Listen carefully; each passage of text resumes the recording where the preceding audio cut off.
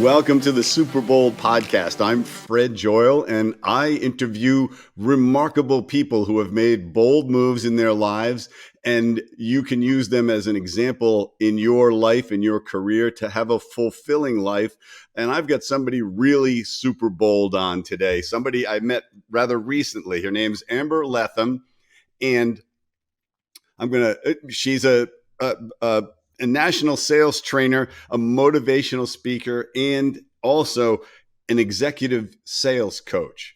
But I'm going to tell you two other really interesting things about her. When she was at the tender age of 19, she made 30,000 cold calls. And I believe they were door to door. We're going to probe and find that out for in detail. But also, she can hold her breath for 4 minutes. And so these are unrelated talents, I believe, but there could be an intersection. We're going to find out. Amber, welcome to the podcast. Thank you so much for having me, Fred. It's a joy to be here today. So thank you so much. Well, I think we dive in literally into the 4 minute holding your breath thing. You do some aquatic stuff in your life.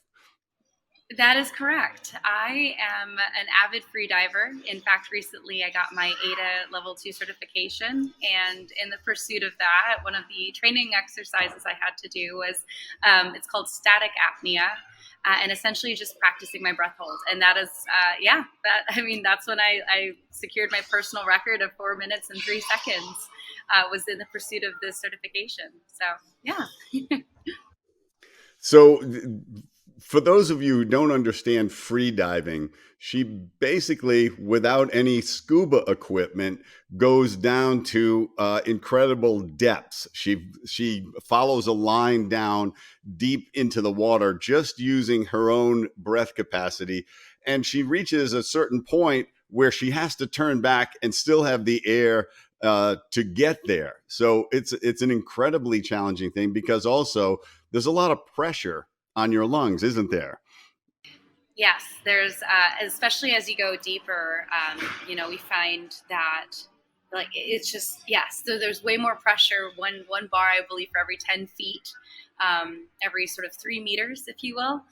And it gets harder and harder to like really feel, really actually have the ability to equalize, right? So the molecules at each 10 feet kind of start to shrink substantially. So it does get trickier and more challenging for sure. And so what's the deepest you've gone? Yeah. Actually 2 days ago, I got down to 85 feet. So that's right around, I think, just under, over, what is it? It's something, I can't do the math in meters. It's like a half a mile, something like that. Yeah. Feels like it. Yeah. I have trouble equalizing at 20 feet. So I can't imagine just holding my breath and getting down to 85. I can hold my breath a decent amount of time, but not 4 minutes, not 2 minutes, I don't think. But anyway, that's incredibly athletic of you. But the other thing is, you have become a very, very powerful sales coach. And we need to know about the cold calls, the 30,000 that you managed to do. Was it all in 1 year when you were 19? It was over the course of 6 sales seasons. So I averaged about 6,000 doors knocked. About 6,000 every year. So what's the close ratio on that? As the salesperson in me wants to know. I would have to say that my first year as a saleswoman, it was really low, right? Success was less than 10% success rate. So I would average maybe two sales for every 30 sales demonstrations I did. And by my final year, my 6th year knocking on doors, I was averaging six out of 30 clients a day. So yeah, it got better, right? With anything, as long as you stay committed. hopefully you improve over time. Now, how many doors does it take to get 30 presentations? That's the other question. About 60 to 100 doors. Oh, okay. Because Yeah. some people wouldn't answer, other people aren't home.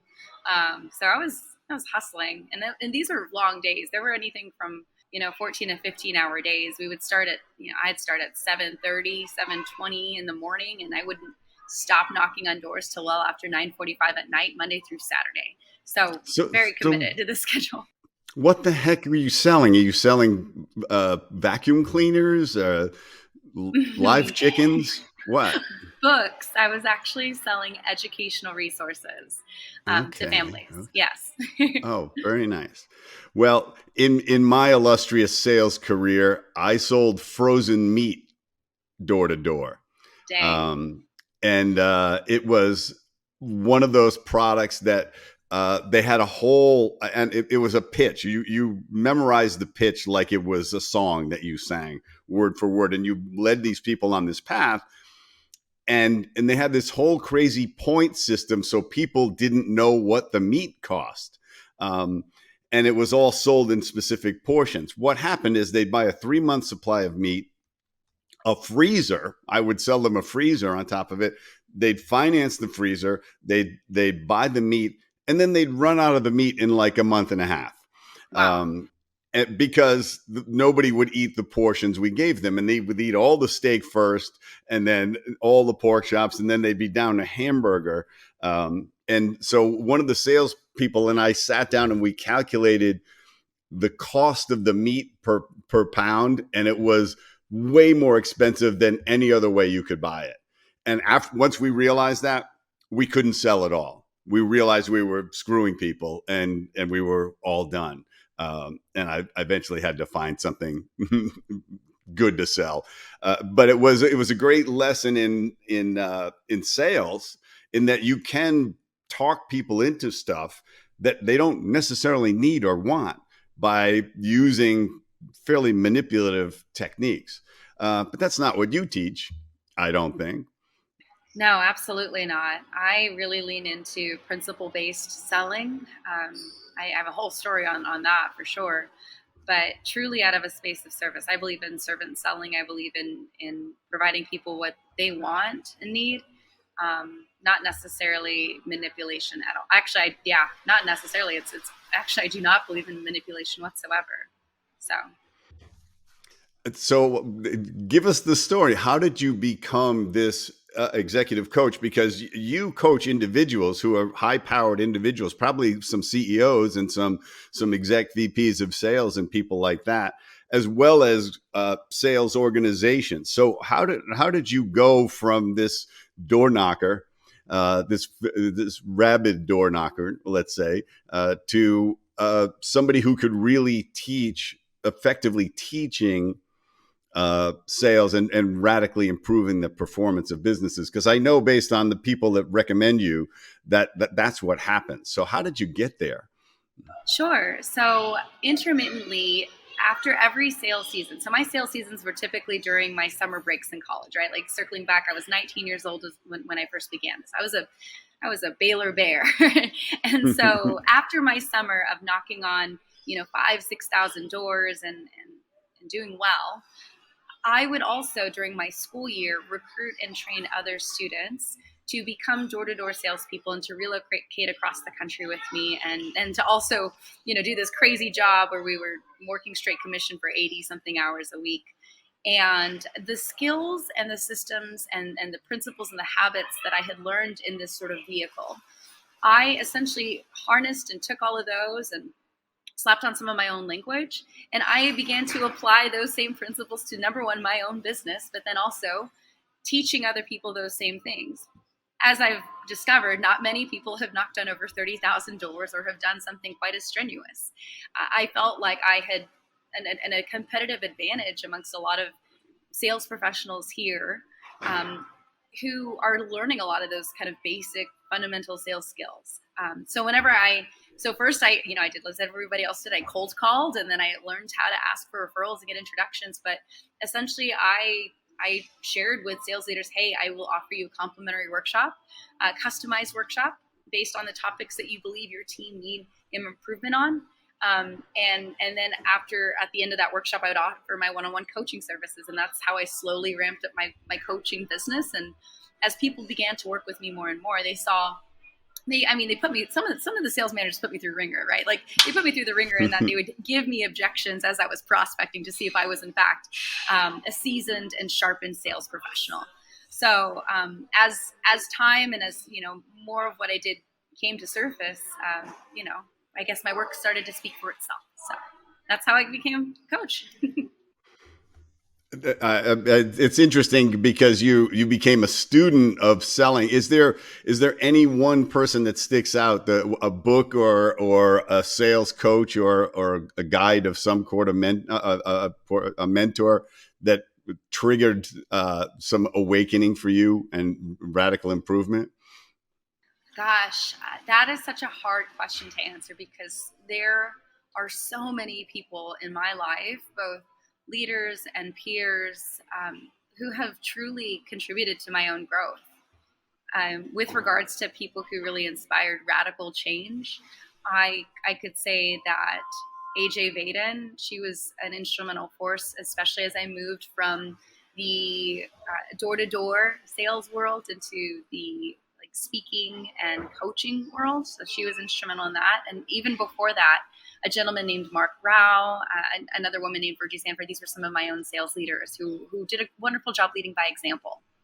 As far as books are concerned, there is nothing better than the OG Og Mandino, literally spelled OG, The Greatest Salesman in the World. That was a really instrumental book in my own personal growth and development. And the most powerful quote was that of Theodore Roosevelt. And it's the quote, I believe Brene Brown cites it in her read Daring Greatly. And Yep. The quote starts off with something along the lines of I guess the point being is you never want to be someone who didn't try, right?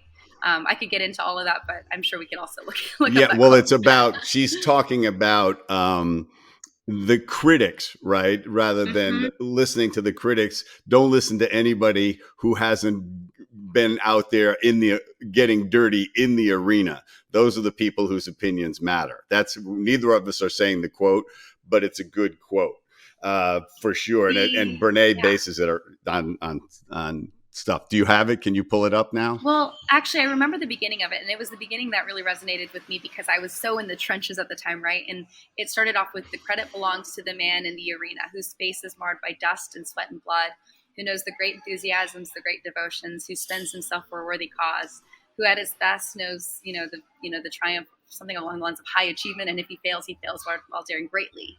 So his place shall never be with those cold and timid souls who know neither victory nor defeat. I know for me personally, I leaned into, I'm not going to be a cold and timid soul. I'm going to be, if I'm going to feel it, I'm going to feel it all. I'm going to feel the joys of victory. And I'm also not going to be scared of the fear or scared of the sting of defeat, if you will. So just being willing to face it. So you have learned to be bold early on. It takes boldness to knock on doors, but after a while, it doesn't. Right? You can only do it so many times and take so much rejection before you just let it roll off. And I think that's so powerful to learn at 19. Because the other thing a lot of people don't realize is I'm talking to somebody who's, I think you're 32? Yep. Yeah. So at 32, I was still really learning to tie my shoes. So you're very much ahead of the game. But there's something else I'm going to come back to several things. But basically, you're homeless right now. Would that accurately describe you? In a way, you're homeless in that there is no Amber residence, and you are just you go from place to place to place. We could say I'm a digital nomad. So give us the rundown. Give us the where you've been in the past 6 months, unless that's too many things to list or you can't remember. No, I absolutely can. I've always enjoyed traveling by myself. I'd taken intermittently, I'd taken month and a half long ventures and traveled to countries on my own, just to visit. And this past year, at the end of 2021, I launched myself into my dream life, which was to live in multiple countries around the world, but not just to visit them, right? When I say live, I mean cultivate a life to live there for at least a month or so. I started my adventure in Alaska. So I'm originally from Honolulu, Hawaii, and I started my adventure in Alaska, and then from there ventured off to the Yukon Territory, Canada. I was up there for a month and a half, and I got a chance to knock off a bucket list item, which was to see the Northern Lights. And from there, ventured down to Santa Fe, New Mexico. I'd never lived there before, so that was an Okay, I got to enjoyable. pause on the Northern Lights because Sure. that's hit or miss, right? You can be there where you're supposed to be and not see them. Yeah, I certainly stacked the odds in my favor, though, Fred. I did a lot of research. I found the sort of the city where there was a high probability of seeing them, and then also was tracking this thing called a KP index, which tracks the sun flares or the solar flares coming off of the sun. So I made sure I told myself if I was going to be up there for at least a month and a half, then the percentage or the likelihood of me seeing it, the probability was very high and certainly in my favor. Yeah, well, and you did it. So you're moving around the world, knocking off all sorts of bucket list items. Yes. So where are we now? Where are we in the journey since Yeah. 2021? So Santa Fe, New Mexico, and then Vail, Colorado. But then I relocated to northern Portugal, Viana do Castelo, Portugal, and was there for another month and a half and had just about a month in Spain, in Rigo, Barcelona, and then in Menorca. I hopped over to Italy and then spent 2.5 months in Dubai, and it was it was incredible. I got to go and check out the facility Deep Dive Dubai, which I believe is the largest or the deepest man-made pool in the world. And that's also where I knocked out my AIDA 2 certification. Was I actually did it in Dubai, not home in Hawaii, which is weird, but but it was a really great Yeah. adventure. So yeah. So did growing up in Hawaii give you this? You know, you surfed. I'm sure growing up, or Actually, did I you start didn't. that later? I started that later. That was actually a later thing. I was more into scuba diving and I was more into sailing than I was surfing. And I would say only in the past few years have I really gotten more into surfing. Yeah. So give us a rundown of some of I'm sorry. I got to go back to uh, Yeah. the various countries. You don't speak a lot of languages, do you? No, I don't. I only speak English fluently. I studied a bit of Italian. I've studied a bit of Spanish, but I certainly am not conversational in another language. Well, and as you go from Portugal to Spain, they don't speak Spanish in Portugal. So you know like they're right next to each other, and they got two completely different languages, which is pretty much all of Europe is like that. And then you go to Italy, and do you find yourself learning a few words and then using them in the wrong country? Oh Uh, goodness. I'd say that my Italian and Spanish certainly got mixed, just generally speaking, as I grew up and studied both languages. I would say like every now and again, like there was a little bit of a cross between Italian and Spanish. Portuguese, I certainly didn't even attempt. I mean, I got few phrases from Portugal, but was fortunate in that many people spoke English. So Well, that's what I do when I'm in a foreign country and I want to say a word, and I'm in Italy, let's say, and I want to say something. If I can't think of the word, my brain just throws out the French, which is not helpful. But my brain has like English, foreign languages. It's all one bucket. All the words are jumbled together. Uh, so, what's the most unusual place you've been in all of these journeys? And we'll go into some of the unusual experiences too, because this is all unusual. about being bold. It just, if Oh you're yeah. listening, this is about how you live a bold life. She is seizing the moments. Because what I talk about, people say carpe diem, seize the day. I say carpe momentum, seize Mm-hmm. the moment. And you go around the world seizing the moments, as well as having this amazingly successful career. but you're not locked into the career, and you found a career that allows you to do it from pretty much anywhere in the world with a probably an unusual sleep schedule. Um, but what was the most unusual place that you found yourself? Well, we could say Dubai was unusual. I am so fortunate, and I believe that when I travel, I have the most incredible experiences, and a lot of it starts with meeting really great people and being open to connecting with people and being curious about their cultures and forming relationships. Obviously, as a young woman traveling to these places internationally, right? I do have to be cautious, and I have to have a level of street smarts of what would be safe or not safe.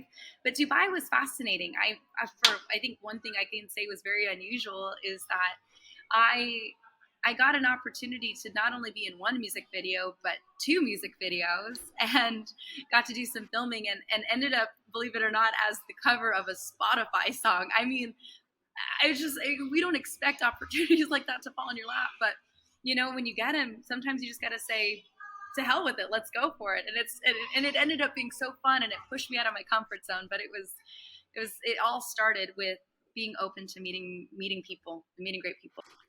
Well, the other thing that I talk about in my book and in my lectures is this concept that you apply, which is you're generally saying, why not? When somebody offers you something, even if it makes you a little nervous or scared, or you say, I don't know how to do this, or I've never done this before. Whereas most people they're coming up with the why they shouldn't, what's going to go wrong, how it's going to be embarrassing or whatever. So you're applying this, but you're proving my point, which is many times it's not what you anticipated happening is what happens, is the most exciting and interesting thing that happens, just because you've opened yourself up to really a world of possibilities. And you just say, I'm going in, I don't even necessarily have an agenda for what's going to happen. I'm going to meet some interesting people and see what happens. And you've done that very successfully. And it is harder for a woman, it is riskier for a woman. So that takes a certain amount of boldness too. So do you have like self-defense training of some kind? I mean, very minimal, very minimal. Yeah. Like, Because not holding your anything breath close. really is not going to protect you in Not a fight necessarily. No, not at all. Not unless I'm getting waterboarded, but let's hope that never happens. You Ever. I wouldn't be stoked for that. That would not be fun. No, you would confess probably pretty quickly, as Yeah, I would would. I. Yeah, I what is would it you be like, want to what do you know? You don't need? have to do that twice. Let me be Once I let me get be it. part of the solution here, and it's the negotiation techniques Yeah, I would let's then be implement. solution oriented here. Let's not go with the Let's still calm wrestle with the down. problem over Yeah. and over again. Yeah. Let me be empathetic. I understand why you're doing this. Like, Yeah. let's Yeah. figure it out Yeah. together. Yeah. What happened in your childhood that you're comfortable doing this to people? Right. Oh goodness. So let's talk about sales coaching, because it's fascinating to me, because it's amazing how uh, people can get derailed in their sales skills so quickly, and that the challenge is always bringing them back to that certain focus. So I'm gonna ask you what you would say is the most valuable skill for a salesperson. um, the most valuable. Okay, so I'll break it down into two different sort of aspects here, like two different sort of wheelhouses. One is the emotional, mental fortitude, sort of like little wheelhouse, and then the skill. The most important technical skill a salesperson can learn, number one, is how to prospect. I'd say that's the most important thing, because if you are not even willing to get out there, then you're never gonna really make the sale. So I think like that's one of the most important skills. Perhaps the second would be how to release pressure in a sales situation, right? Buying atmosphere, and then here's what it is. You'll learn how to demo a product as you keep showing it off. But number one is prospecting, and number two would be having creating like no pressure. And then I think the most important thing a salesperson can know how to do is how to maintain proper perspective, or how to keep a great focus on what is important, rather than, because what we focus on determines how we feel. So rather than focus on oh, I'm getting this sucks because I keep getting rejected, you can pivot and say, well, no means next, so who's next, right? So keeping proper perspective and prospecting would be the two things I would really lock in on as a sales coach. Okay, so how do you help somebody who's struggling with prospecting, with uh, doing that basic thing that they need to do, and they're having they're hitting reluctance? What do you say to them is when you see that happening to somebody? Yeah, I circle back to their emotional purpose. I circle back to why. Why did you get into this career? Why did you pursue this job?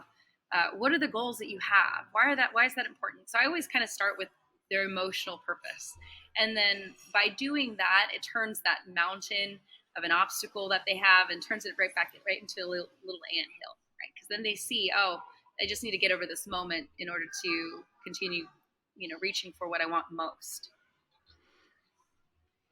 Technically And wise, yeah, go ahead. no, yeah. So then the other thing is some of it is just technically because I've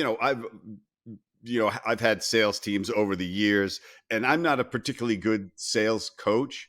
Because and also I can't give the same sales pitch twice. I love freestyling it every time, which is not the right way to do it. Generally, there's there's a key way to lay out the product or service you're selling, and to explain it, and then and to listen and to ask the right questions and listen to the right buying cues and all of that stuff. And I'm a I get bored saying the same thing 3 times.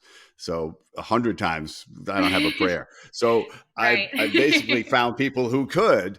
But the thing that I noticed the most is that the really good prospectors, rejection means absolutely nothing to them. They do not take it personally, which is a hard shift for people. But some people it's not at all. Some people they're just like that. It's like, the guy hung up on me, big deal, he doesn't know me. And other people, like, now they need a break after after that happened, or somebody yelled at them, never call me again, and they slammed the phone down, and now the person's in the break room, eating Oreos or something, to get over it. Can somebody be moved out of the that rejection mindset? Yes, they absolutely can. And so, technically speaking, right? So there is like you mentioned earlier, like there are scripts I encourage people to write down, and there's a whole framework, right? The biggest seed in the prospecting framework is to identify the problem that you're solving and the solution that you're offering, right? And how to support someone to move out of call reluctance or outbound reluctance or prospecting reluctance. It starts with going back to emotional purpose as well as serving people, service. I'm here to help people. I'm here to show them what I have to offer to support whatever problem it is that I'm solving. And it's up to them if they want to decide to work with me or not. There's no pressure. I'm just looking for open minded people, right? So by continuing to lead into, I'm just looking for people to help, and I'm offering people help. If they don't want my help, that's okay. It's not personal. Yeah, and you do that, I'm sure, with your business. Have you had clients that you decided you weren't going to work with anymore Yeah, along the way? absolutely. Absolutely. There are definitely people who it just no longer is a match. And a lot of that falls back into them no longer being coachable or committed or open to change, because change, a change in it's uncomfortable. It's uncomfortable to change. It's uncomfortable to evolve. But unless we're consistently changing, evolving, challenging ourselves, we're unintentionally digressing. And so there are people who no longer believe it's like that season for them, and that's okay. So, Yeah, you said a key word, I think, which is coachable. Because I work with a coaching organization as well in dentistry, and the number one criterion for us when we're working with the dentists is he or she coachable? Because if they're not, they're basically looking for you to fix their team somehow, and that's the greatest indication that they're the problem. If they want you to just heal their team while they go in the office and trade their stocks or something like that. But coachability is really, I think is probably one of the strongest growth skills that anybody can have. Even in a relationship, if you're not coachable about how to be in a relationship, in a marriage, it's not going to go well in my mind. It's going to hit some hard junctures along the way. Um, Right. so, uh, do you find yourself in those situations where it crosses over into the personal when you're coaching, particularly individuals? Can you rephrase the question?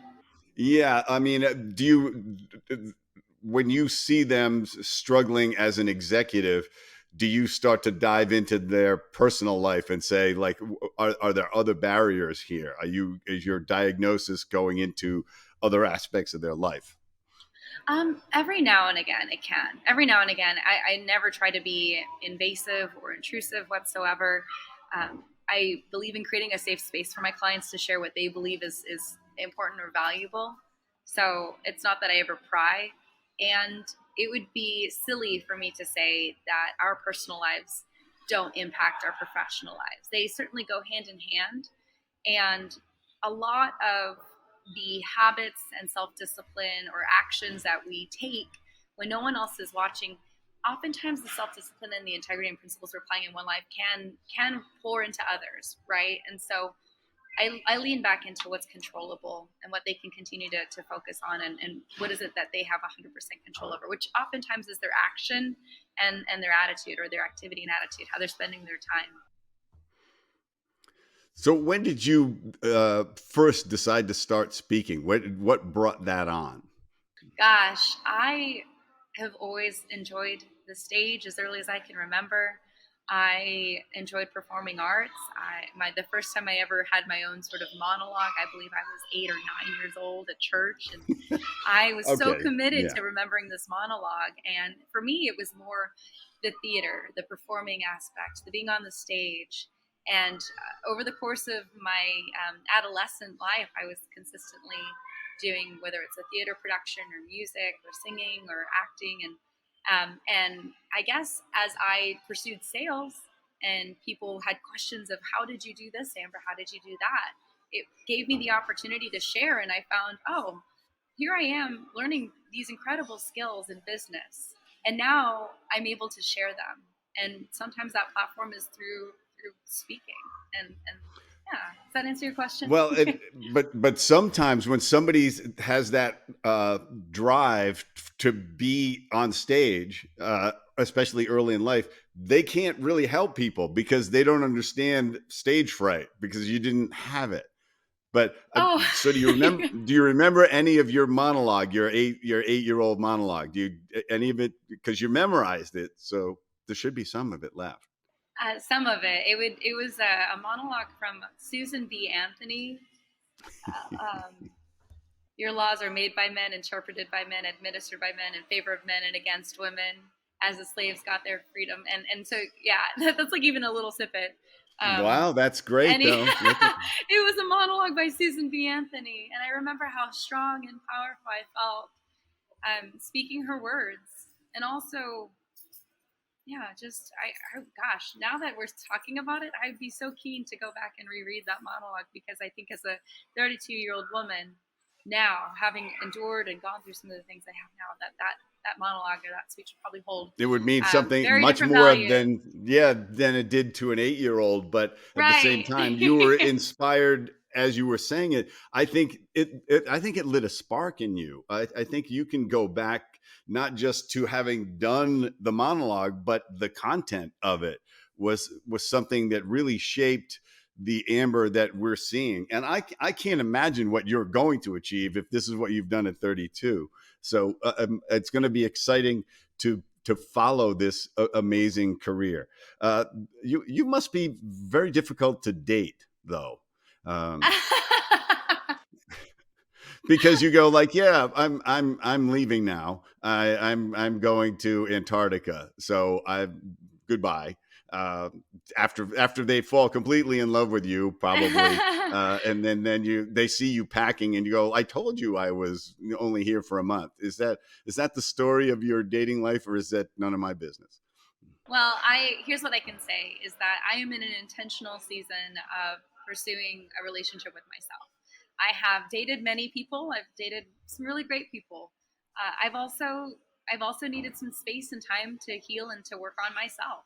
And I am so grateful that I have people, friends, family members who are supportive of that. And so, I mean, if people are interested in dating me, then I say, hey, I'm not ready. It's not where I'm at right now. I think with the right person, someone who has the fortitude, the ambition, as well as the patience. Then maybe it could be a fit. But for the time being, I'm just focused on me, and it's been the healthiest and happiest I've been in a really long time. So I mean, that's really beautiful because uh, you're an incredible example of how to be an independent person without needing a relationship, and you're a very attractive woman, but you haven't let that define you.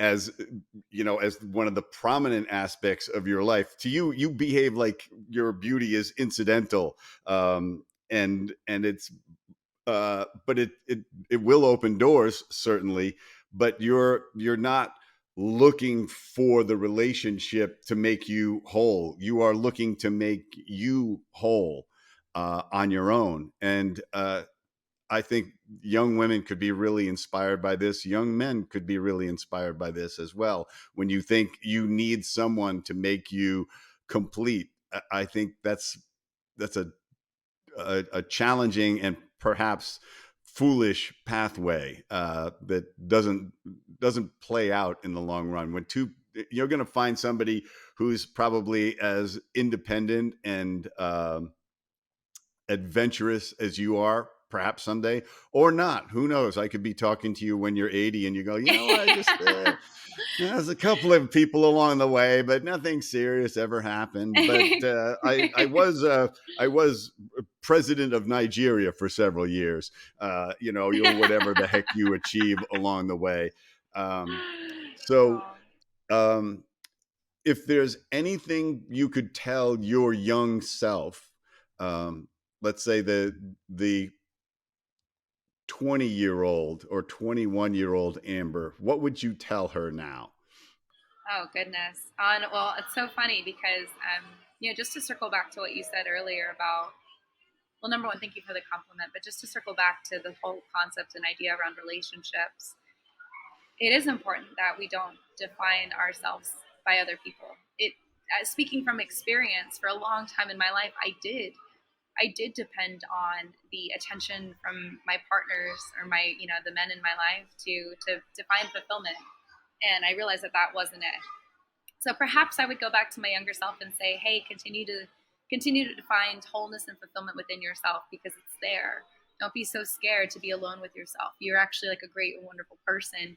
Just give yourself the space and the energy to discover that and to learn that. If I could do it all over again, I'd actually tell myself to stay single and then to date later, if I'm being Skip honest. the whole dating seriously Yeah. period. Just leap over it and Yeah. proceed to the adventure Just zone. keep focusing on you because really and I again thank you again for that compliment of exterior beauty.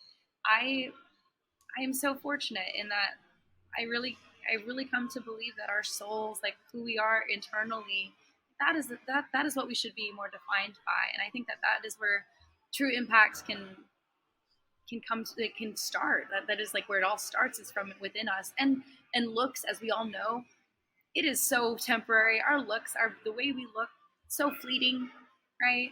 And so Oh, I don't know. This is the best I've ever looked, and Amber, and I believe I'm going to continue to improve from here. yeah, So speak for absolutely. yourself, okay? We're aging like red wine here, Fred. Yes. So heading to the vinegar phase very soon. But yeah, and you are not only are you a beautiful woman, but you're in phenomenal shape. You are using the adventure of an athletic body as well, and getting to experience that, which is I think really wonderful. I mean, you do all sorts of adventurous stuff, and certainly the scuba diving, the free diving, the surfing that you do, all of those things.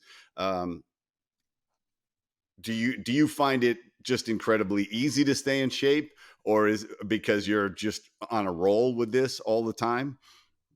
I think that there are habits, right? I mean, I have the same challenges as anyone else of waking up and going to the gym or going to work out.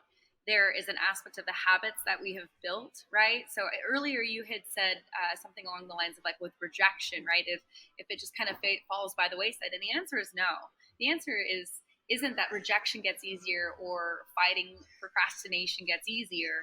It's that we as people just get better at facing it. We get more consistent about when we feel this or experience, that we take action, we move through it, quicker. So I still have the same challenges. I'd say I'm fortunate in that there are environments where it's a lot easier. Like living in here in Hawaii, it's much easier to hop in the water and go for a swim or to go hike a mountain. Whereas in Dubai, it was over 125-degree Fahrenheit weather, and it was a little challenging to go outside. I'd have to be early at 5 in the morning.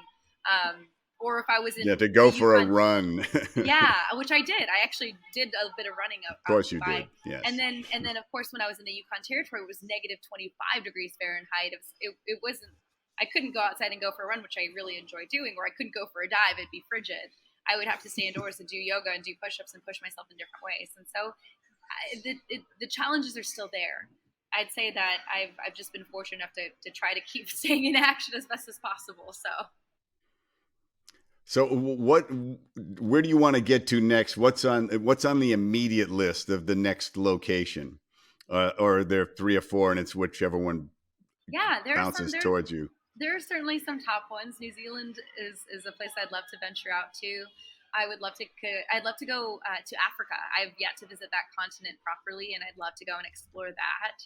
Norway is on my list. One of my new bucket list items is to go diving with orcas up in the Arctic, and so that is something else I'd like to pursue. They will eat you, by the way, especially if you're in a wetsuit. You look like a seal. You look like Oh a long, wait. slender seal, but they would go, there's not a lot of fat on it, but I'm going to eat it anyway. So, Well, let's hope not. uh, yeah. Oh, wow. So you have yes, the continent of Africa is a whole other world. I mean, when people ask me, what's your favorite place you've been to? I say, all right, well, we have to separate African safaris because there's nothing like them. It's a totally one-off sort of experience. There's nothing like that kind of travel, that kind of experience where you're going out on a plane where the animals technically are in charge, not the humans. Because if you climb out of the Jeep because you decide you need to pee, you do it as quickly as humanly possible because you're thinking that something could decide that I look delicious. And so that's a very and it's, of course, it's magnificently beautiful, as are a lot of places in the world. But that combination of stuff, and New Zealand is fabulous, just an amazing country with really wonderful people. So I highly Yeah. recommend getting there. Have you been to Antarctica yet? Not yet. I actually had a whole group of friends just return from their adventures out there, and so I'm really excited to get a chance to catch up with them. Yeah, it's the only continent I haven't been to, and I'm trying to check that You've off not been to without. yet. Not been to Yeah, yet. well, You no, I will. will get everywhere. I'm Heck yeah. at 44 countries and climbing. Heck yeah. Love But it. apparently the boat ride over Drake Passage is one of the worst experiences you can have. It's like everybody gets seasick. People who don't Oh get man. seasick get seasick, and That I get seasick when people show me pictures of boats. So uh, I'm not. I don't know what I'm gonna do. Somebody said you can fly over, which may be what I'm gonna do. Um, Although I because there's endurance tests I like to do, but I don't like to prove that I can handle seasickness. Because I don't. Have you ever been seasick? only twice in my life. Only Yeah, twice. yeah. You kind Both of want to times it kill was kind of my yourself. own. Oh, Yeah, absolutely. Both of which were of yeah, my own doing. Though I had stayed out a little too late. Then I did not get good sleep. All that to yeah. say. Hungover, not enough sleep. Get on a boat. then you'll know what hangover. I mean, Oh. what seasickness and hangover in combination really can feel like. It's horrible, but I don't want to end on that particular note. But if there's anybody you could meet, who would that be? Anyone I could meet, dead or Because alive? you've met me already, so we can cross that off. Oh goodness. Mel Robbins. I think I'd really enjoy meeting Mel Oh Robbins. yes, yes, I think she would be really she is delightful amazing. Yeah, to sit down yeah, with and to hang out with, and she seems like the kind of person I would really get along with. So yeah. So where are you right now? Where are you in your? I'm home in Honolulu, Hawaii. Oh, So okay. yep, just out and about. I love working remotely, so oftentimes I find myself in some cafes here in the area. But yeah, I am in Honolulu. Very nice. Yeah. Well, she lives out of a suitcase, so wherever she is, folks, she's in a hostel or something like that. You never know where she's going to be. So if you hear a little background noise, it's because you know this is the way she lives her life. And I am so grateful to have spent this time with you. Everyone listening, I hope that you have been as inspired as I am.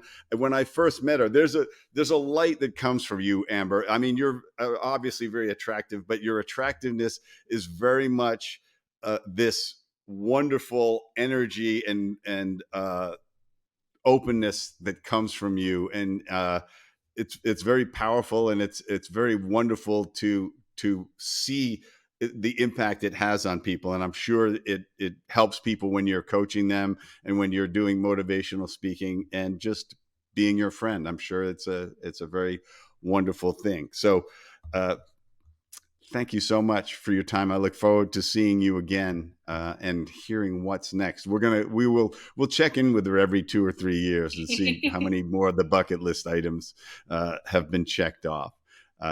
Anything else? Any parting thoughts you want to pass on to Well, our young and old listeners?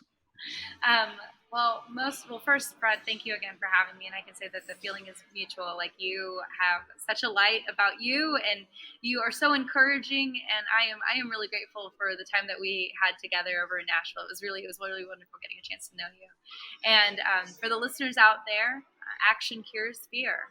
Whatever it is that you are scared of, action. You can't think your way into better acting. You have to act your way into better thinking. So take action, grab life by the horns, and go for it. Really, we only have so much time on this planet, so make it count. Can't top that. That's fantastic. Amber, thank you, everyone. And thank you, Amber. And everyone, you can find her website, Amber Lethem, Lethem, no dots or dashes or anything like that. That's her website. If you're looking for a phenomenal sales coach, motivational speaker, executive coach, she may be able to work you in between plane flights and deep diving experiences and things like that. Um, and for the rest of you out there, stop trying to think yourself into action and take action. I love that. That's our final thought. Thank you. Thanks, Amber. Thanks, Fred.